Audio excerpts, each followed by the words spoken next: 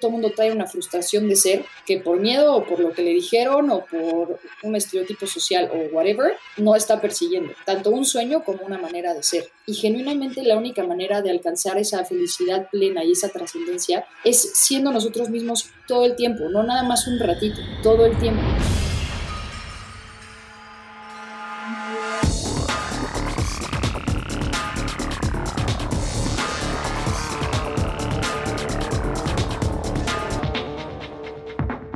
Hola y bienvenidos a un nuevo episodio de Cracks Podcast. Yo soy Oso Traba y entrevisto cada semana a las mentes más brillantes para dejarte algo único y práctico que puedas usar en tu vida diaria. Mi invitada de hoy es Paola La Güera Curi. La Güera es promotora y defensora de la equidad de género en y a través del deporte. Ha sido reconocida por la revista Forbes como una de las 100 mujeres más poderosas de México y por la revista Quién como uno de los 50 personajes que mueven a México. Paola es una emprendedora prolífica. Cofundó Etosarte, una feria que anualmente muestra más de 500 piezas de 60 artistas emergentes. Creó Food Sin Género, con el objetivo de dar pie a la Liga Mayor de Fútbol Femenil en el país y abrir las posibilidades para las niñas en el deporte. Y es creadora de Blue Women Pink Men, una organización que une el arte con el deporte para recuperar espacios públicos que promueven la reconstrucción del tejido social, el bienestar de las comunidades marginadas y la equidad de género. La Güera y yo hoy hablamos sobre mantenerte fiel a quién eres, de cómo enfrentar el fracaso, de saber pedir ayuda y sobre todo de su nuevo libro. Y antes de llegar a la entrevista, este episodio es presentado por Kin Mindfulness at Work. Cuando empresarios me preguntan qué es lo más importante en lo que se deben enfocar personalmente y con sus equipos para navegar y superar cualquier crisis, lo primero que les respondo es en trabajar en su mentalidad. Una de las herramientas que más frecuentemente veo repetir entre los cracks que entrevisto es la del mindfulness o presencia plena. Y con eso en mente, en Instafit desarrollamos Kin Mindfulness. Kin es un programa digital de 6 semanas enfocado en darle a tu equipo de trabajo herramientas para manejar el estrés, tener mayor concentración y aumentar su enfoque a través de la práctica del mindfulness. Si quieres saber más sobre cómo Kin puede ayudar a tu equipo a aumentar su productividad y sentimiento de bienestar en general, visita kinmindfulness.com.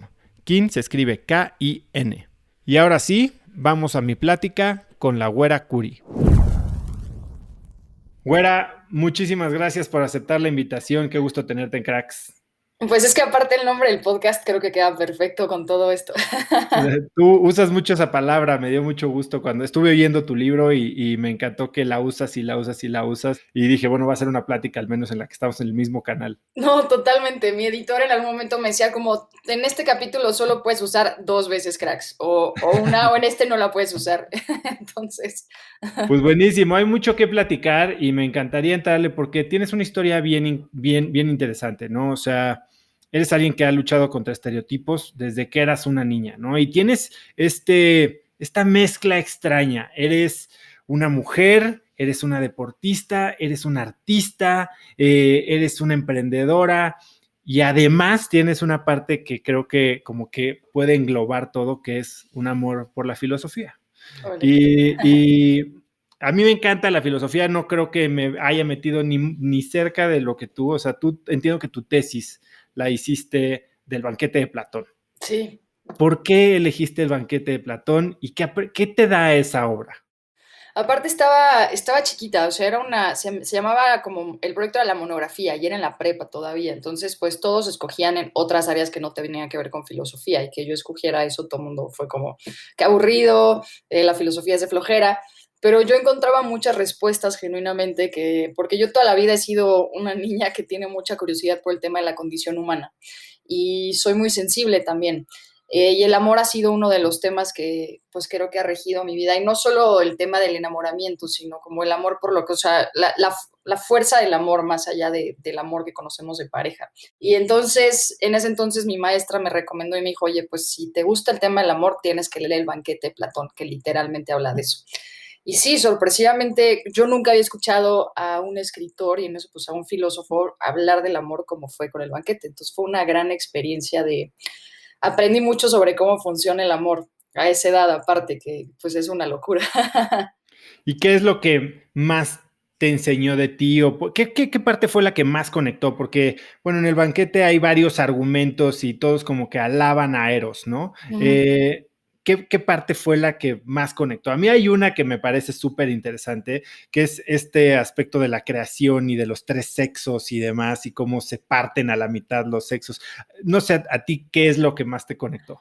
A mí lo que me gustó mucho es que hacía referencia al tema de que en el amor existe el amante y el amado, pero realmente el amado pues es más valioso que el amante, porque el amado es el que experimenta el amor. Entonces, o sea, es esa persona que está enamorada que vive el amor, no a la que él ama. Y como que no me había puesto a pensar que hasta que no experimentas el amor, no te posee como tal, que es como Platón lo decía, que es esta posesión demónica de Eros, pero los demonios obviamente son conocidos diferentes, o sea, un daimon es un dios y es una figura a alabar y es un estado que probablemente hoy sería lo que la gente que medita intenta llegar. Cuando el amor te posee, ese estado llegas directo, es como este shortcut. Entonces me pareció magnífico que el estar poseído con el amor te haga llegar a ese estado de iluminación que de otra manera no puedes llegar, ¿no? Ahora, ¿tú has sentido este amor por algo que a veces ha parecido elusivo en tu vida, ¿no? O sea, que es esta identidad agresiva de mujer independiente, de alguien que abre brecha. Cuéntame un poquito cómo fue tu infancia y a qué retos te enfrentaste desde tan chiquita. Pues fue curioso porque todavía, ahorita creo que la sociedad sí ha crecido y se ha desarrollado mucho más, pero cuando yo era chiquita, que estamos hablando de, no sé, ponle tú 20, ¿qué será? Como 28 años más o menos, generalmente todavía el mundo no estaba tan abierto. Para empezar, pues ni siquiera había internet, que eso terminó por ser el boom que hizo que todo creciera más rápido.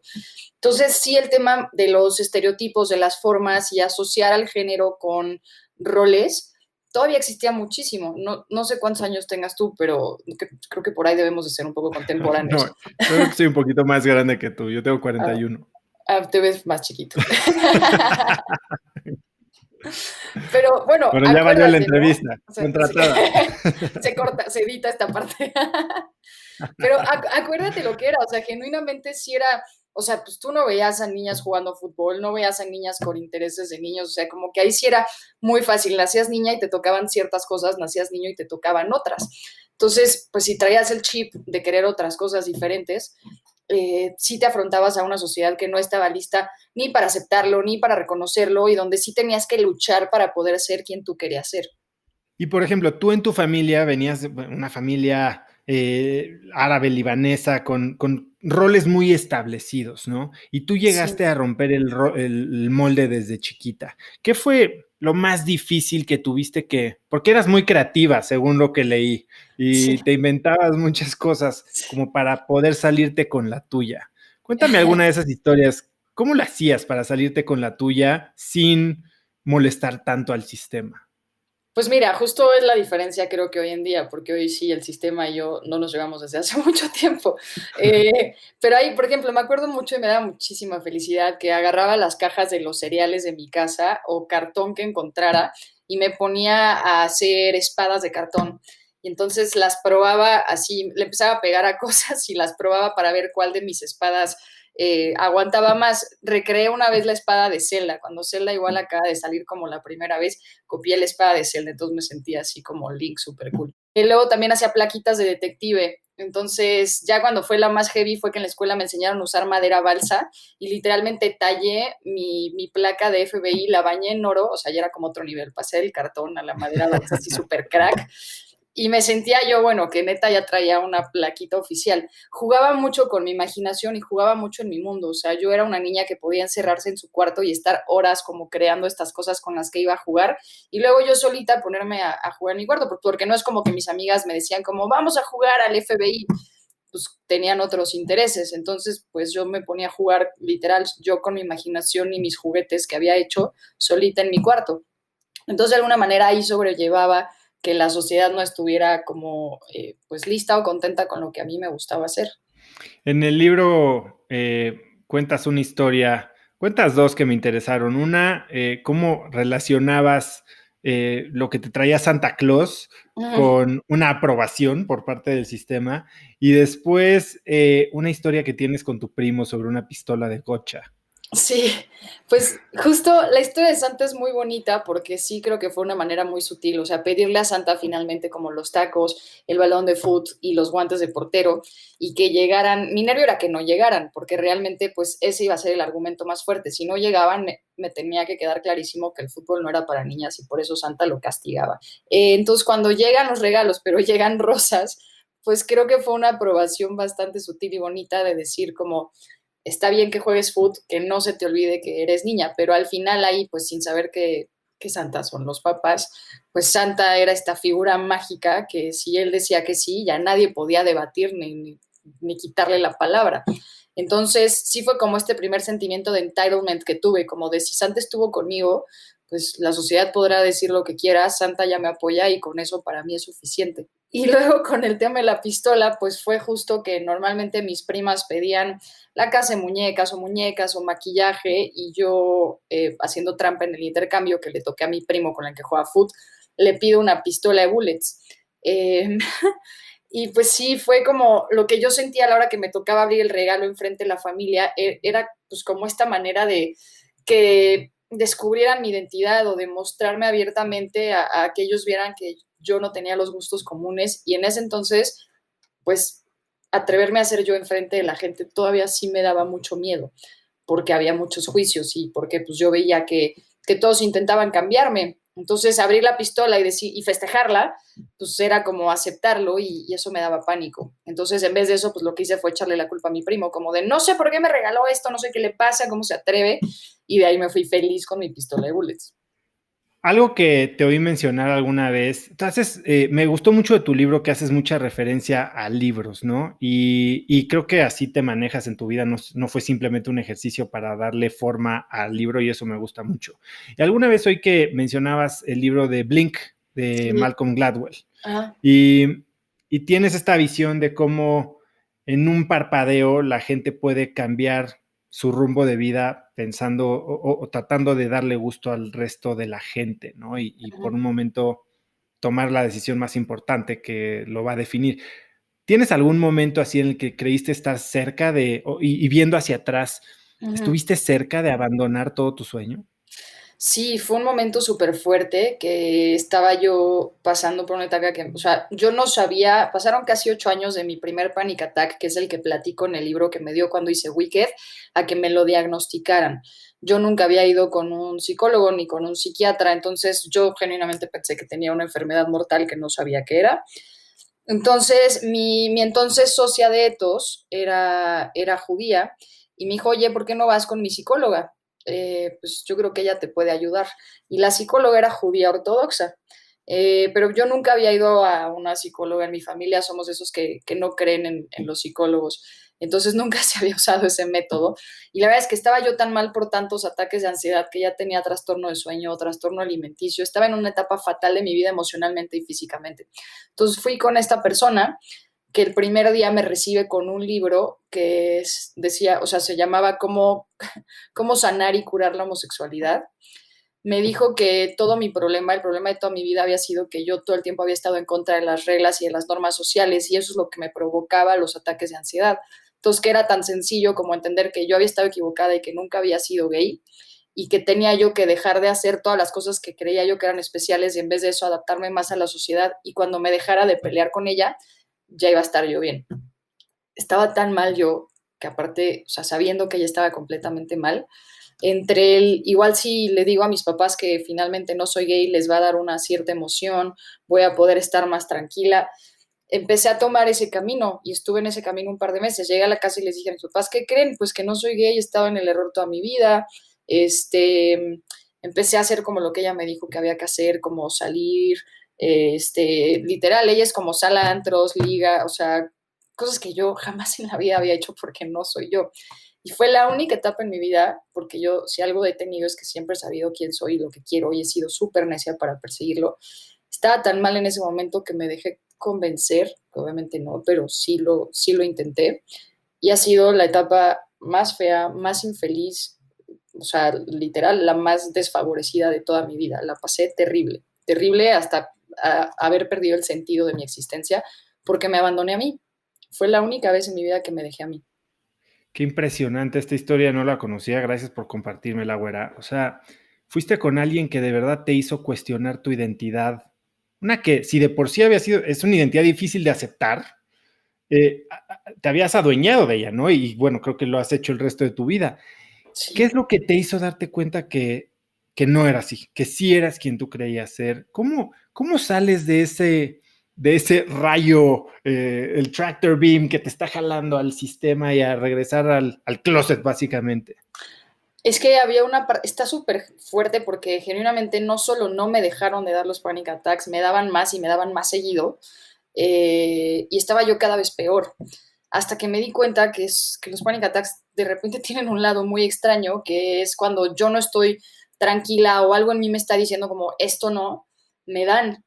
Y en ese momento literal me daban porque era como mi cuerpo, o sea, zarandeándome, diciéndome como, ¿qué estás haciendo? Esta no eres tú. Y los panic attacks pasaron de darme por lo que en su momento me daban, que era estar en todo este proceso, no de aceptación, porque yo siempre supe, pero pues de entender lo que iba a conllevar el ser gay en mi realidad, con mi familia, con la sociedad, que por eso me daban, a darme porque no me tenía a mí. Y esos fueron los peores panic attacks que he vivido en mi vida, porque literal era una crisis de existencia, o sea, el no entender un sentido ni un propósito, y eso hace que la vida literal se deje de entender. Y todo esto a raíz de que me dejé a mí. Entonces se muere nuestra primera perrita en ese proceso, y yo me acuerdo de, porque aparte ella, o sea, no solo eso, me mandó con un psiquiatra que me mandó así 3 medicinas de que Ribotril, Inderalici, Lexapro, o sea, 3 medicinas que son fuertísimas, me las mandaron todas y yo vivía drogada en la medicina, o sea, perdida de mi vida, viendo a mi vida pasar lento enfrente de mí, sentía que yo no la podía alcanzar. Entonces ese día que se muere mi perrita, que yo sentía el dolor, pero no podía llorarlo porque estaba tan, o sea, mis niveles químicos estaban Anestesiada. tan, exacto, esa es la palabra, exacto, sin sentido, que ese día subí, agarré las medicinas, las tiré a la basura, que es peligrosísimo hacer porque no puedes quitarte esas medicinas así. Las aventé a la basura y dije, nunca más. Eh, y así fue como empecé a regresar a mí. Güera, este tema de los panic attacks es una de las partes que más me intrigó del libro porque después hablas como en el GSMP, este curso, bueno, esta maestría, curso Ujú, que tomaste en Estados Unidos. Al final, en tu presentación final, mencionas muy puntualmente que estuviste presente. Y yo relaciono un poco esto que te pasaba de los panic attacks, pues estando presente en un momento de transformación, que tal vez ahorita nos cuentas un poco la historia de cómo te daban los panic attacks durante tus presentaciones de Wicked, y después esta diferente manera de presentarte como presente, tranquila y totalmente en control. ujú. ¿Cómo logras pasar de, o sea, para alguien que estás viviendo este tipo de situaciones, cómo controlas hoy cada vez que te vas a presentar, cada vez que vas a ponerte en riesgo o a exponerte, que estás muy expuesta el día de hoy? ¿Cómo controlas esos sentimientos? Pues justo fue que GSMP, después del último panic attack que me dio como estando en un auditorio, yo no había ¿Por qué vuelto a no? tener... Ajá, Vamos a darle un poco de contexto a la gente. A ver, sí, sí, sí, tú estudiaste, bueno, en prepa hacías teatro, ¿no? Teatro musical. correcto. Era una de las cosas a las que yo me quería dedicar, una de las más que me dijeron, ahí la premisa era como esa, ni siquiera es una profesión, te vas a morir de hambre. Entonces yo quería actuar y cantar, pero bueno, no pasó. Pero sí estuve un buen rato en teatro musical en la escuela y después de ahí entré a una de las escuelitas de OCESA para llevar a cabo una de las primeras presentaciones que se hizo de Wicked en México. Yo me quedé con el papel de la Bruja Verde después de haberlo estado persiguiendo mucho, que me lo dieran en la escuela, no pasó ahí, entonces me lo ofrecieron en la escuela de OCESA. Y justo después, o sea, yo presentaba Wicked y al siguiente día me iba a Florencia a estudiar Bellas Artes, pero era la primera vez que yo me iba sola, que iba a Europa, que me iba sin mi familia, que estamos acostumbrados a viajar 80 familiares al mismo tiempo, pero sobre todo era un viaje al que yo me iba para, pues para platicar conmigo y entender el tema de ser gay, o sea, como ya decírmelo de frente, empezar a vivir con eso. Y eso es lo que representaba el viaje a Florencia y por eso llevaba tanta carga emocional. Entonces, estando en la función de Wicked un día antes, en una de las funciones, perdón, el penúltimo día antes de irme, Termina el primer acto y yo me acuerdo justo de tener esa sensación de repente de estar cumpliendo ese sueño, pero sobre todo era lo que representaba el papel de la bruja verde, que siempre había sido discriminada por ser color verde, y yo de alguna manera había convertido eso en mi historia, que yo había tenido el tema de ser gay, de que me gustaba el fútbol, de todo lo que me había gustado diferente. Entonces dejé de hacer el papel y realmente me estaba interpretando a mí. Ese 20 me cae justo a la mitad del primer acto, entonces cuando me bajan de la voladora, porque termina ella volando en el primer acto, de repente empiezo a sentir yo una sensación de sudor, me sube el latido del corazón, náusea, y de ahí pasé a estar vomitando 40 minutos en el baño sin que nadie me pudiera levantar. Nunca en mi vida me había pasado, yo pensé que estaba intoxicada o no supe qué me estaba pasando. Y de ahí me iba a Europa. Entonces, pues fue muy fuerte estar viviendo toda la experiencia de Europa, en los hospitales, visitando todos los hospitales de los lugares a los que iba, pensando que sola, sin hablar varios de los idiomas, y que en ningún hospital me pudieron dar un diagnóstico de que eso era un ataque de ansiedad. Y cómo, por ejemplo, logras vencerlo, ¿no? O sea, hoy cómo controlas ese sentimiento. No sé si todavía sientes que de repente te burbujea o si es algo que ya solucionaste por completo. Hoy, ¿cómo te preparas para una presentación? Pues ahorita las primeras era horrible, o sea, volvía yo porque obviamente me venía la remembranza de ese momento y me daba muchísimo miedo que ya hoy volviera a ser un sentimiento que me diera. El más fuerte fue antes de dar mi plática en el Auditorio Nacional hace 2 años, porque pues ahí sí ese foro ya es una locura, o sea, enfrente de 13,000 personas, ¿no? Entonces, al principio que empecé a dar conferencias, pues sí, me daba previo, gracias a Dios, me daba previo, no me daba en el momento. Yo soy de las que pisa el escenario y me transformo, como que ahí todo se queda atrás y todo se va y me vuelvo en ese momento. Pero el escenario tiene un efecto muy chistoso de estar como en un tiempo alterno a la realidad, que por eso yo mencionaba que ese día en GSMP sí intenté como darme cuenta del momento en el que estaba, de estar presente, de lo que decía, de lo que veía, porque el escenario pasa mucho que pasas, performeas, sales y como que luego ni te acuerdas bien es una sensación muy rara, no sé por qué pasa así, debe ser la magia de eso. Pero ahora realmente siento que cada vez estoy más convencida de quién soy yo, ahora que ya pasó todo el tema también abiertamente de salir y decir y hablar de mi orientación sexual. Esos miedos que yo tenía que me hacían sentir los panic attacks cada vez o los controlo mejor o genuinamente se han ido disipando, porque todo eso era una lucha interna de poder mostrarme yo ante la gente como quien soy. Y como cada vez, pues lo he trabajado obviamente en terapia, con experiencia en la vida, con la gente que está cerca de mí, pues cada vez eso mejora, pues cada vez los panic attacks ya van perdiendo, finalmente. ¿Y tienes algún tipo de ritual antes de presentarte ante gente o como para centrarte en el momento y estar presente o es algo que pasa en automático? Sí, la vez del auditorio aparte la tengo súper clara porque acababa de ver la peli de The Greatest Showman, que me encanta, como me encantan los musicales y esa película me parece fantástica. Y hay una escena cuando Hugh Jackman va caminando como tras, o sea, en el backstage, justo antes de su primera presentación, y va como pasando y arreglando los trajes de los que están a punto de salir, como que preparando a todos, agarra su saco, se lo pone y luego su sombrero como de mago, en cámara lenta y se ve todo súper mágico.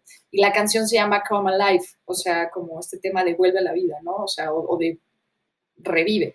Entonces me iba yo imaginando, te lo juro, esa escena, como yo sintiendo como mi cuerpo se iba preparando, yo mentalmente como estando lista, ya cuando escuché mi nombre de hecho salí corriendo, entré como rockstar así, cuando me presentaron en el auditorio yo entré así corriendo, o sea, fue como mi impulso, no lo planeé, estaba tan emocionada que así fue.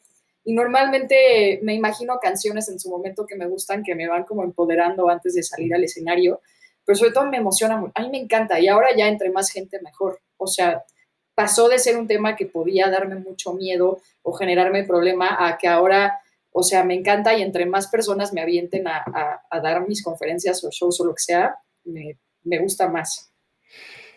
Eso está bien, pero ese es en un escenario en el que la gente, estaba yo leyendo, ¿no? La gran diferencia entre un comediante, un stand-up y un conferencista, ¿no? Que Ajá. el stand-up básicamente va a tratar de convencer al público y que el conferencista ya trae esta aura de experiencia y la gente pues ya pagó por verte porque sabe que les vas a enseñar algo. Ajá. Ahora, tú has tenido otro tipo de situaciones en las que te vas y te presentas ante un público hostil. Y estoy hablando, por ejemplo, del día que se lanza la Liga de Fútbol Femenino. Ajá. A ver, vamos a entrarle un poco, para aprovechar el tiempo, a todo esto que has hecho por el fútbol, por la equidad de género, por obviamente utilizar el fútbol, la mezcla con el arte, que es algo que amas tú tanto, para brindar oportunidades y mejorar la calidad de vida de zonas marginadas. Cuéntame un poco en qué momento decides pasar de toda esta estudiante que experimentaba y demás a, desde los 22 años, convertirte en una emprendedora de altísimo impacto. Pues fue, o sea, justo yo toda mi vida de alguna manera sí he estado acostumbrada a estar combatiendo al sistema, de una u otra manera, ya fuera la sociedad o en su momento ya un sistema como una Federación Mexicana de Fútbol y una Liga Mexicana de Fútbol. También creo que ha sido que en ese momento, por ejemplo, cuando pasó toda la liga, yo no tenía idea que Fútbol Sin Género se iba a convertir en lo que se convirtió y que yo me iba a convertir en esta advocate por el tema de gender equality. O sea, genuinamente se fue dando a raíz de que mi artículo se viraliza en redes, de que yo empiezo a recibir a muchísimas personas que me escriben por Twitter diciéndome como, oye, mi hija juega y en la escuela no hay equipo de niñas, oye, mi niña va al parque y nunca la escogen. Fue muy, o sea, pasó de ser un tema de estar yo buscando abrirme espacio para mí y aceptación para mí, a de repente entender que compartía la historia con muchísimas más niñas y niños, no solamente niñas, que no había nadie, bueno, hablando específicamente del fútbol, nadie estaba haciendo nada. O sea, yo no podía creer que veintitantos años después una niña siguiera afrontándose al tema de que le dijeran que el fútbol no era para ella por ser niña, por ejemplo. Y ahí es como creo que it gets real. O sea, creo que toda mi vida viví Food Sin Género sin saber que se iba a llamar Food Sin Género, pero sí fue esto de tener que estar, o sea, pues yo llegaba al parque y que no te escogían, o la anécdota de las niñas 2x1 porque son de chocolate, siempre tener que llegar a demostrar a la cancha porque si llegabas como niña, pues lo que pensaban es, seguro es malísima, ¿sabes? Entonces todo eso creo que me fue preparando de cierta manera y pues sí también te vas haciendo más fuerte y te vas haciendo más valiente para que cuando llegara a ser el tema de representar a muchas más mujeres y muchas más niñas en el tema del fútbol, pues pudiera estar yo lista para pelearme contra un monstruo como lo fue la Federación Mexicana de Fútbol. ¿Y cómo pasas de empezar a hablar en redes sociales a convertirte, digamos, en una vocera, a cómo aterrizas una organización? Cuéntame un poco cómo nace Fut Sin Género y cómo eso se convierte en la Liga Femenil de Fútbol de México y después todos los esfuerzos que has hecho ya a nivel federación, ¿no? Pues Food Sin Género justo, yo escribí un artículo para un blog que no era ni famoso, ni conocido, ni nada, pero pues éramos varias empresarias que aparte éramos deportistas y la idea era platicar cómo el deporte es esta gran herramienta para todo lo que haces en la vida. Y fue el Mundial Femenil en ese entonces, hace dos mundiales femeniles. México tuvo un papel terrible y no sabes las críticas que salieron en medios de lo malo que era el fútbol femenil, de lo mala que era nuestra selección. Y pues la verdad es que estando en el mundo del fútbol, sin ahí ser experta, pero yo sabía que obviamente tenían a las jugadoras bajo condiciones terribles. Entonces, de milagro se pudieron ir a jugar, o sea, si no les pagaban, si no les daban uniformes, si ellas tenían que tener otros trabajos, vaya, pues estar jugando un mundial era un logro y se les debería de reconocer porque realmente estaban ahí por puro amor al deporte, ¿no? O sea, no era como el caso de los hombres que te da fama, que te da dinero, etcétera.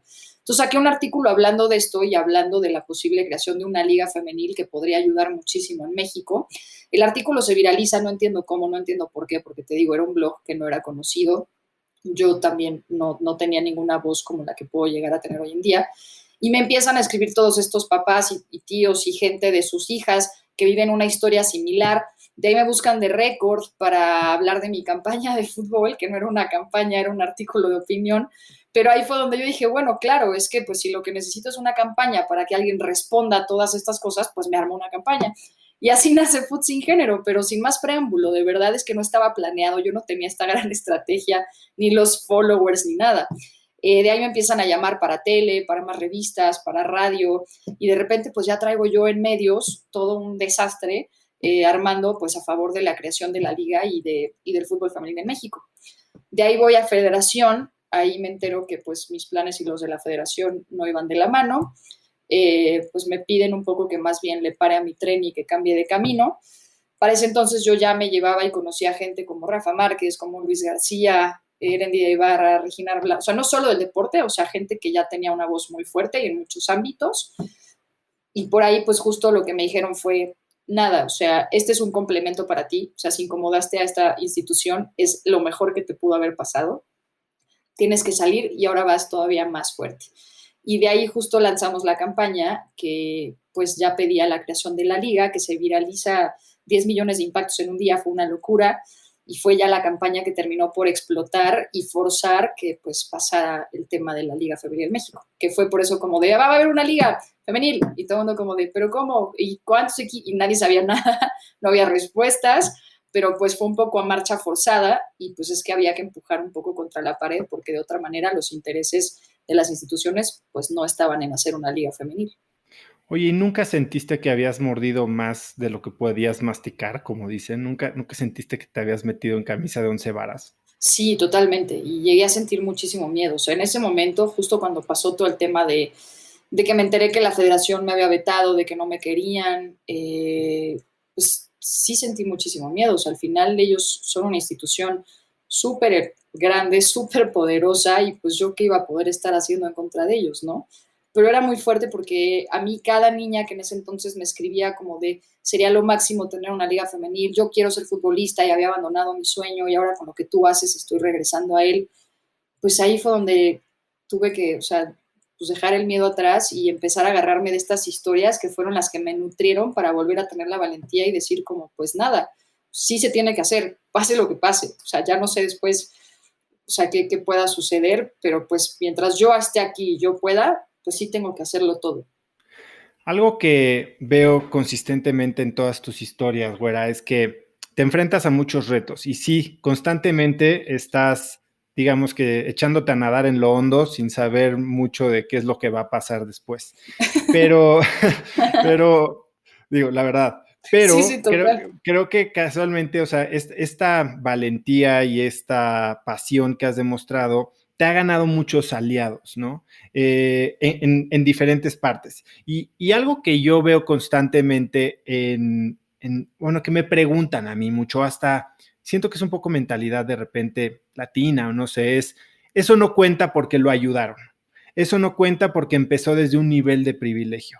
Y una Uh-huh. historia muy clara tuya es cuando con Ethos te acercas al tío rico que casi le acaba de dar cáncer y entonces casualmente te pone oficina, ¿sabes? Y te acerca a los amigos millonarios, que eso para mucha gente podría ser razón suficiente para descalificar todo lo que has hecho. Uh-huh. Pero tú has aceptado ayuda. Y gracias a esa ayuda de Luis García, de Rafa Márquez, de la gente de CIMAT, o sea, te has rodeado de gente muy buena dispuesta a ayudar y has aprovechado esa posición de privilegio para tener más impacto.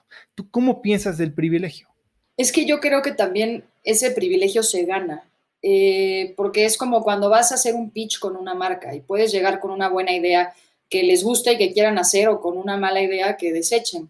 Yo creo que está también en la persona que de alguna manera pide la ayuda y cómo la pides. O sea, yo estoy segura que si me ayuda, pues en su momento, si yo me hubiera acercado sin algo con Rafa o con Luis al principio y yo trajera cualquier cosa, pues igual me hubieran dicho como está padre éxito o me hubieran apoyado un ratito y luego ya. Entonces, al final creo que también había mucho poder y verdad en lo que yo buscaba y eso ayudó de alguna manera a que el privilegio se creara. Yo siento muy feo que la gente tenga miedo de pedir ayuda porque al final, y mucho de lo que me ha quedado a mí que intento hacer en la mayor parte del, o sea, obviamente no podemos ayudar a toda la gente que se nos acerca en la vida, pero a mí sí me ha quedado mucho y por eso ahora mis proyectos ya son casi 100% de impacto social, es que me siento muy agradecida con lo que en su momento yo pude recibir y ahora tengo muchísimas ganas de dar y pues porque sé lo que dar puede cambiar vidas. A mí me pasó personalmente. Pero te digo, o sea, igual a mí me llegan 10 propuestas de niñas que quieren hacer algo parecido a Food Sin Género al día y pues yo puedo ver la niña que sí está al tiro, contesta todos los días, me enseña ya como una idea, o una niña que solo me dice como, oye, pues como que me gustaría, pero no estoy segura, y le digo como, a ver, preséntame algo, y en eso me deja de contestar, por ejemplo. Entonces, pues claramente la ayuda se va a ir hacia la niña que está, que contesta, que trae ganas. Entonces, creo que la ayuda no está mal, y más bien es, bueno, uno, atreverte a pedirla, porque a veces da mucha pena y todo, pero yo también por ahí he aprendido no sé si viste ayer lo que hicimos con Guillermo el Toro, que todavía no nos contesta, pero Sí lo igual no vi, sí contesta lo nunca, vi. no sé, porque generalmente él no sabe. Pero pues no está en más, subió un tweet, qué padre, le fue muy bien, y en eso puede llegarle o no llegarle, pero pues, y la gente podrá opinar lo que quiera, que lo vea y piense como, ay, qué ridículo, ni le va a acercar, está bien, no me importa, ¿sabes? O sea, pues así le tienes que hacer, porque justo por ahí pidiendo algo y trayendo un buen proyecto, se voltea a quien sí te vaya a dar la mano y te ayude a pasar a otra etapa de tu vida. Entonces, para mí el privilegio no está mal, porque de alguna manera tú te lo ganas, o sea, o aunque sea con suerte, de verdad. Y creo que al final, de todas maneras, eso no trasciende si tú no lo trabajas y lo haces más grande. Y ahí es donde realmente se muestra el valor de lo que traes más allá del privilegio inicial que hayas o no hayas tenido, ¿sabes? Sí, saberlo aprovechar creo que es una parte clave, porque cuánta gente no hay que nace en cuna de oro, que lo tira a la basura y no hace nada ni por su vida ni por potenciar ese impacto que le puede dar, ¿no? No, totalmente. Y hay un poco, no sé si te acuerdas de la historia que cuento también de todo lo que pasó con mi familia, ¿no? Del fraude que hubo, de la crisis familiar. Pues un poco ahí también. Yo venía de esa familia, yo era esa familia privilegiada y fue esa niña que creció en un mundo de muchísimos privilegios y de repente se fueron completitos. O sea, pero cuando te digo completitos, completitos. Y fue lo mismo, pues yo pude haber, ¿no?, llorado en la miseria de en algún momento haberlo tenido todo y ahora no tener nada, o entender pues que teníamos que salir adelante y empezarle a fregar con todo. Entonces, pues también ahí te muestras, ¿no? Ese momento de tu vida me parece súper interesante porque ya habías empezado Ethos, ¿no? Ujú. Estaba teniendo muy buena atracción y ahorita nos cuentas un poquito qué era, pero te forzan a regresar como no hacía dinero en ese momento, eran, digamos, Sí, los principios de este gran proyecto, te obligan o te piden amablemente ponerte a chambear para contribuir a la familia, ¿no? sí. Y después vuelves a intentarlo. O sea, ¿cómo piensas? Tú has logrado hacer algo bien difícil, que es que tu pasión se convierta en un negocio y que además ese negocio pueda tener impacto. ¿Qué aprendiste tú en ese momento en el que tuviste que dejar tus sueños de trabajar en el arte para regresar a apoyar a tu familia y cómo lo has aplicado después? Pues mira, es súper fuerte porque, o sea, me acuerdo que aparte en ese entonces no era como ahorita que el emprendimiento ya hasta hay asociaciones, ¿no?, de gobierno y todo que apoyan a los jóvenes emprendedores y todo. O sea, en ese entonces emprender pues no estaba tan de moda porque pues no toda la gente se atrevía. Ahora todo el mundo quiere ser emprendedor. Entonces, el haber empezado una plataforma que apoyaba el arte y la cultura, yo me acuerdo lo que era ir con las marcas y ofrecerles como de, oye, hay que apoyar el arte y la cultura en México. Genuinamente no les importaba porque el arte y la cultura siempre han sido como estos temas rezagados y de poca importancia, ¿no? Aunque la tienen enormemente, pero pues no se ve, la gente no, a veces no la valora y no la entiende. Eh, y pues fue muy fácil y tuve muchas veces la oportunidad de pues haberlo dejado o pues haberme, no que el emplearse está mal, pero no era el camino que yo quería seguir. Y me acuerdo lo que era pues estar en esos trabajos en agencias de publicidad y todas las marcas que llegaban y hacían propuestas, pues yo solo veía cómo las podía aterrizar con Ethos, ¿no? O sea, yo pensaba en instalaciones artísticas, en campañas de arte y publicidad. Y pues era muy claro que aunque yo estuviera en esas agencias, pues hacia dónde quería ir mi corazón. Y era pues regresar a mi sueño. Pero también a veces pues no es fácil perseguir tu sueño cuando tu familia no tiene para comer. O sea, y cuando estás viviendo al día, cuando hay muchísimas deudas, pues cuando estás viendo a tu familia irse literalmente a la ruina, perder sus casas. Y lo peor es que pues emprender bajo esa situación, cuando aparte muchos de los emprendedores pues normalmente emprenden así, o sea, creo que pocos son los que emprenden teniendo un papá que igual les ponga millones en su negocio, pues emocionalmente es un reto fuertísimo. Definitivamente, y creo que por eso también la brecha de emprendimiento en México, pues sí, está muy sesgada a gente de clase media y clase alta, ¿no? O sea, no, Uh-huh. todavía no pasa tanto en Estados Unidos como en Estados Unidos el Hero Story, el American Dream, que digo, Naval Ravikant, ¿no? Llega de India sin nada y se Total. convierte en billonario fundador No, de y tienes Intel. allá también un Silicon Valley que como que está jonteando talentos y esperando también a que eso llegue, y acá no tenemos eso. Y no solo eso, también es una cultura de aceptación y hasta festejo del intento, del error, del fracaso sobre el que se construye aprendizaje. Ahora, ¿Tú tuviste una situación en el Mundial de 2016 en el que se te cayó todo el tinglado básicamente una semana antes de irte al Mundial, ¿no? A cubrir el Mundial. Y te has enfrentado a fracasos momentáneos muy duros. Primero, ¿cuál es el fracaso que en ese momento dijiste, no puede ser, estoy fracasando rotundamente, pero del que más hayas aprendido?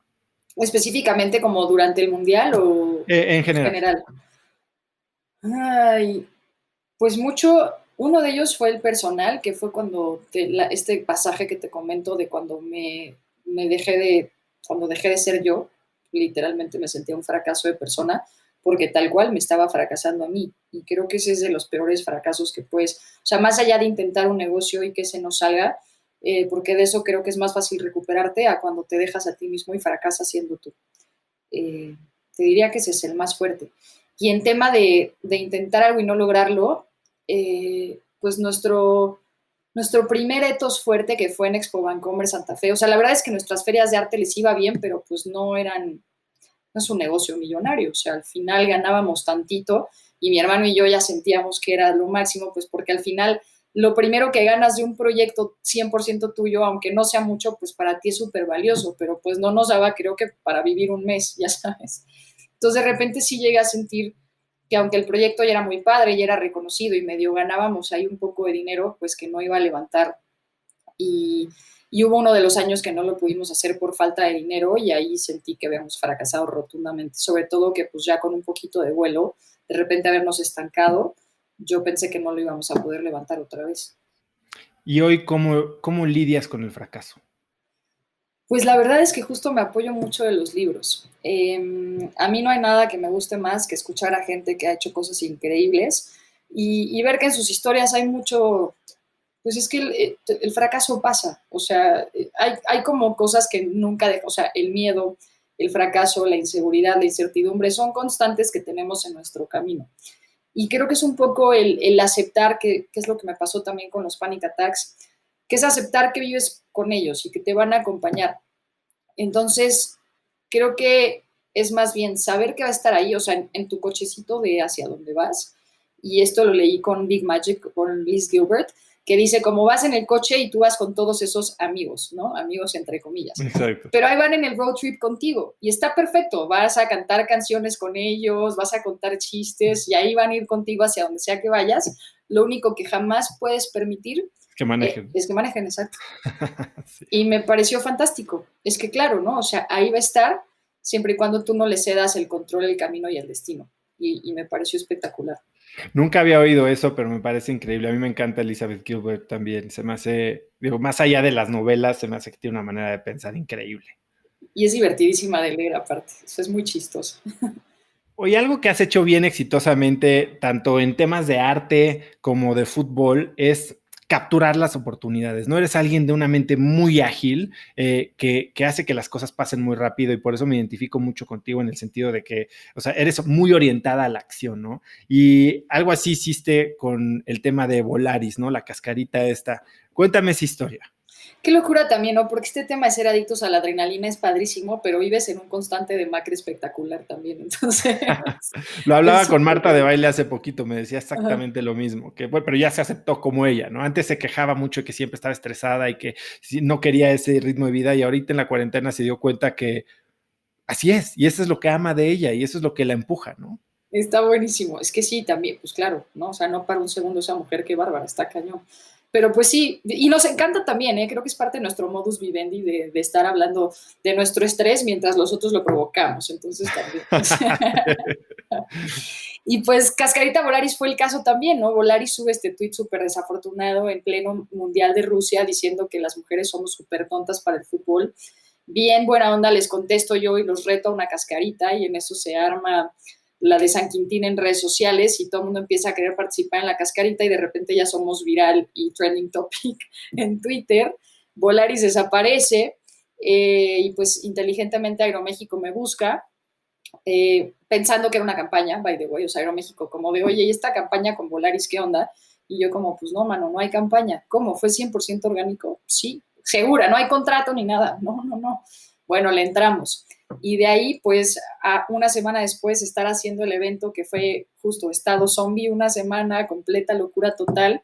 Pero lo más cool fue en el evento había, te lo juro, o sea, había niñas de 10 años que fueron a jugar, jugando en la cancha con niños de 18, con las famosas, con las internacionales, y todo el mundo, o sea, nadie estaba compitiendo, genuinamente era ese tema de estar en diversión máxima por el fútbol, los medios ahí, y poder ver a las jugadoras, que al final eran la parte, pues, de que más luz queríamos darle, más salida del evento, pudiendo por primera vez estar como en este foro de confianza donde podían hablar ellas más honestamente con los medios, sentirse más protegidas, acercarlas a la afición y haber hecho el primer evento de fútbol femenil en México que reconociera el tema de la igualdad y que de alguna manera pues también sacara la voz a exigir pues que mejoraran las circunstancias de la liga y que a las mujeres pues sí sabemos jugar fútbol también, ¿no?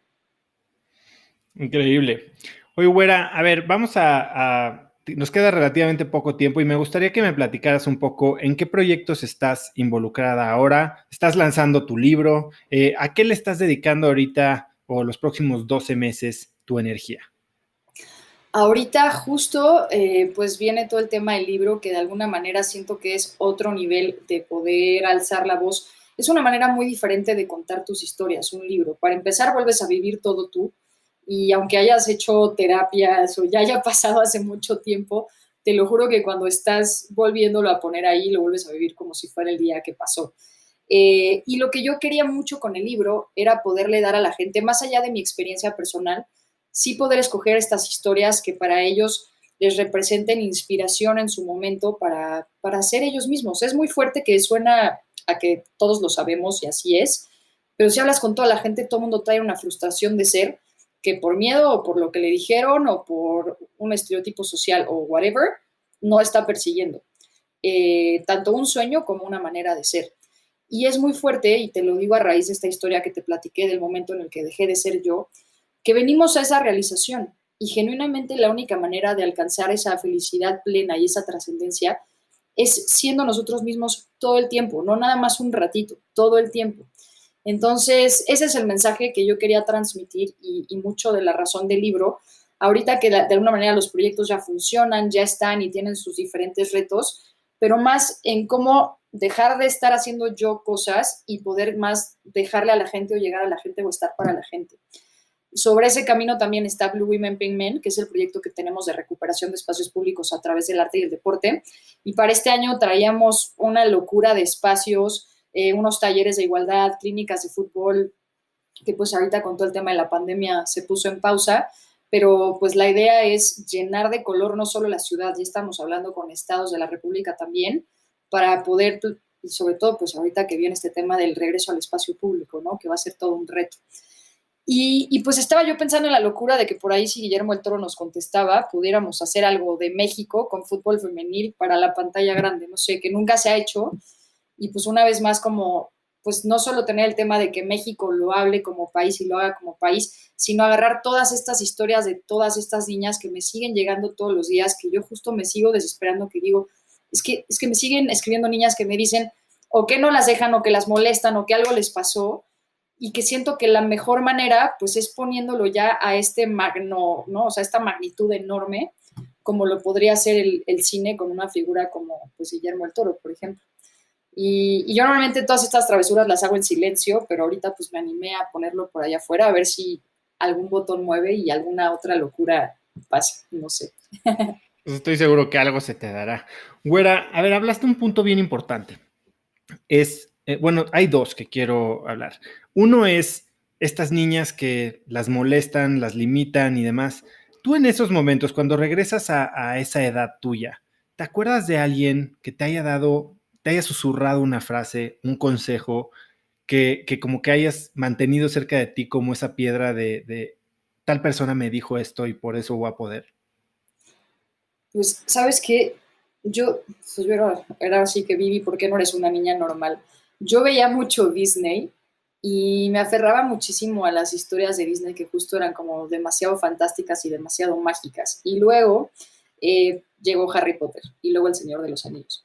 O sea, son como las cosas más allá de una persona existente que sí, o sea, mi familia estuvo conmigo toda la vida me han acompañado con consejos de amor, con apoyo y con buena guía para ser una buena persona. Pero yo veía mucho esta como lucha eterna del bien y el mal que se veía siempre en las películas o en Harry Potter o en El Señor de los Anillos. Y, y yo me adjudiqué solita este papel de que si en algún momento yo podía jugar algo importante para el mundo en esta lucha eterna del bien contra el mal y poder hacer algo importante, pues me prometí a mí misma que no lo iba a dejar pasar. Entonces no sé si fue porque lo pedí que me llegó, porque de repente la ley de atracción es bastante poderosa y funciona en maneras misteriosas. Pero yo veía pues a Aragorn, a Gandalf y a todo el mundo así peleando contra los orcos y el rollo, Harry contra Voldemort, y yo quería estar ahí, o sea, yo quería ser uno de esos personajes luchando por el bien del mundo.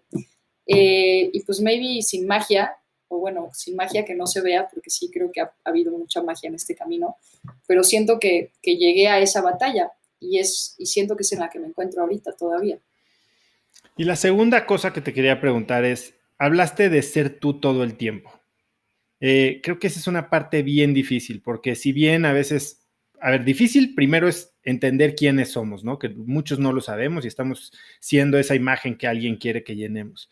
Pero una vez que lo sabemos, es difícil mantenernos fieles a esa 100% del tiempo. O sea, Sí, y eso total. luego nos hace dudar de nuestras decisiones y cuando dudamos de las decisiones no nos comprometemos, no le metemos energía y no hay resultados.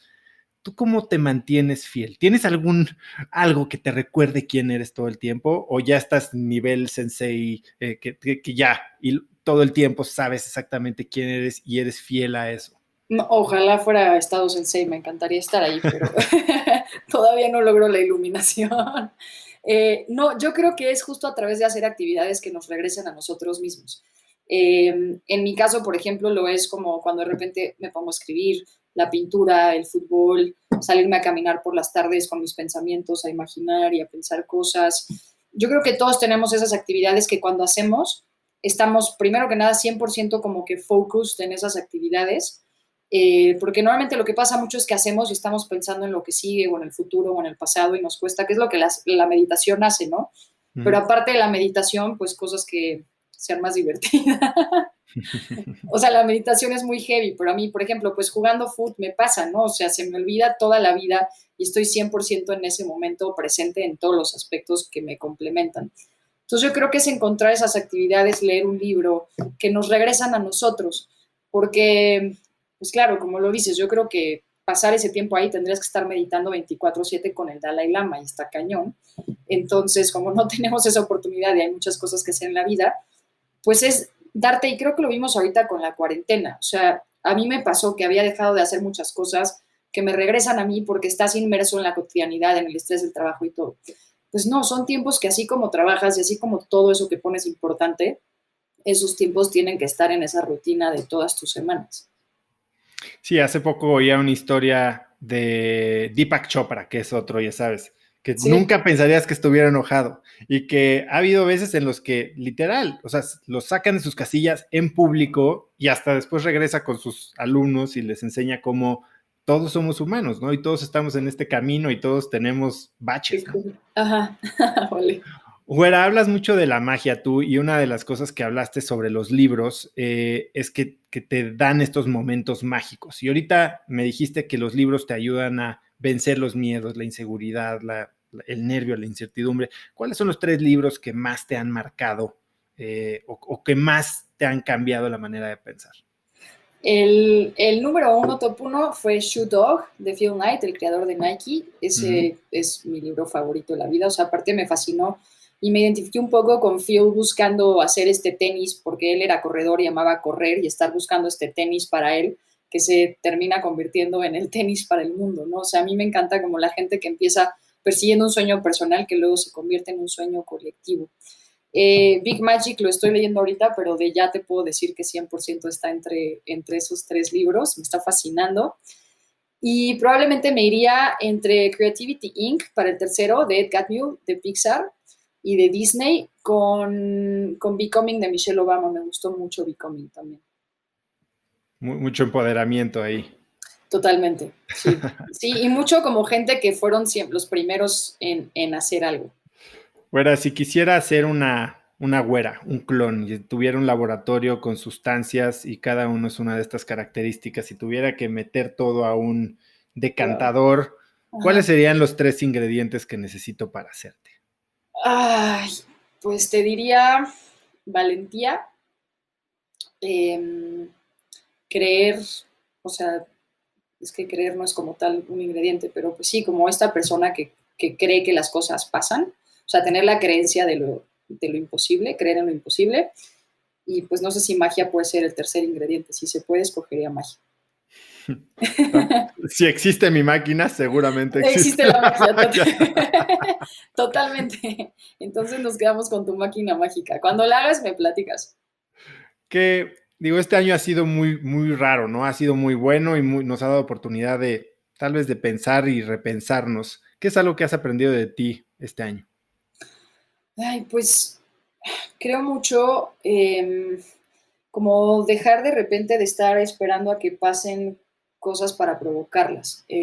A veces creemos que justo pues que tenemos más tiempo del que podría parecer y quedó muy claro ahorita con la cuarentena.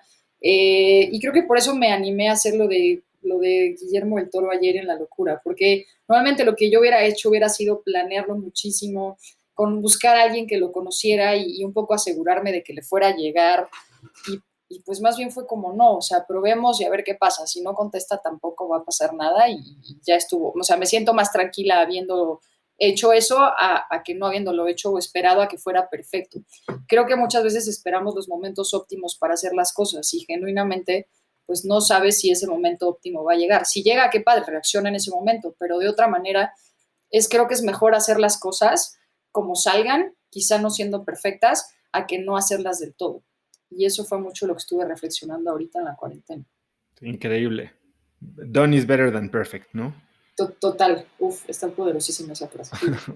Bueno, una última pregunta antes de dejarte ir, porque sé que te tienes que ir. Si Sí, pudieras escribir un mensaje en el cielo para que millones de personas lo vieran, ¿qué diría? Ay, qué bonita pregunta. Pues ahorita creo que de la mano de lo que está pasando, yo pondría que es el mejor tiempo de ser tú. Me encanta. Bueno, es increíble lo que has logrado. Te tenía en el radar hace 1000 años. Mucha gente ha pedido esta entrevista, entonces yo creo que está muy padre y me encanta que me hayas dejado entrevistarte ahora que estás lanzando tu libro. Es increíble lo que has hecho por el deporte, por el arte, por la equidad de género, por cualquier tipo de manera en la que la gente puede expresarse como es en realidad y esa bandera que traes de ser tú es verdaderamente admirable y pues te hace una verdadera crack, así que muchísimas gracias por estar aquí. Wow, es lo que te dije al principio, creo que no podría estar en un mejor podcast como uno que se llame Cracks cuando todo el día estamos haciendo alusión a eso. Y felicidades a ti también, o sea, a mí estos proyectos me encantan. Lo que decía, I think you're a doer, me identifico mucho contigo, que haces, que persigues. Yo creo que somos un buen equipo, todos los que estamos ahí logrando hacer cosas. Entonces, gracias por tenerme en este espacio y a todos los cracks que nos escuchan, muchos saludos también. Pues cuentas conmigo. ¿Dónde te puede seguir la gente, contactar? ¿Dónde es lo más fácil para mandarte saludos? Twitter, Instagram, @güeracuri, güera con W, curi con K, donde quieran y contesto lo más que puedo y sí contesto yo directamente también. Pues buenísimo, güera, te dejo ir. Muchísimas gracias y que sigan los éxitos. A ti, mi crack. Mucha suerte. Gracias, mi oso. Bye. La güera es de esas personas que me inspiran porque no se frenan por nada. Si te gustó también el episodio, compártelo con alguien usando el link cracks.la/075. También sigue Cracks Podcast en Spotify o suscríbete en iTunes y califícanos con 5 estrellas para que más gente nos encuentre. Si nos puedes dejar un review en iTunes, puedes hacerlo inclusive si no usas Apple. Puedes ir a la página de Apple Podcasts y ahí dejar una reseña y eso de verdad que nos ayuda muchísimo. Escríbeme la lección que más te llevas de este episodio en Instagram o Twitter y mencióname como @osotrava y no olvides mencionar a la güera como @güeracuri. Güera es con W, curi con K. Puedes encontrar links a todo lo que hablamos la güera y yo hoy en cracks.la/075 y eso es todo por hoy. Yo soy Oso Trava y espero que tengas una semana de cracks. Este episodio es presentado por Kin Mindfulness at Work. Cuando empresarios me preguntan qué es lo más importante en lo que se deben enfocar personalmente y con sus equipos para navegar y superar cualquier crisis, lo primero que les respondo es en trabajar en su mentalidad. Una de las herramientas que más frecuentemente veo repetir entre los cracks que entrevisto es la del mindfulness o presencia plena. Y con eso en mente, en InstaFit desarrollamos Kin Mindfulness. Kin es un programa digital de 6 semanas enfocado en darle a tu equipo de trabajo herramientas para manejar el estrés, tener mayor concentración y aumentar su enfoque a través de la práctica del mindfulness. Si quieres saber más sobre cómo Kin puede ayudar a tu equipo a aumentar su productividad y sentimiento de bienestar en general, visita kinmindfulness.com. Kin se escribe K-I-N.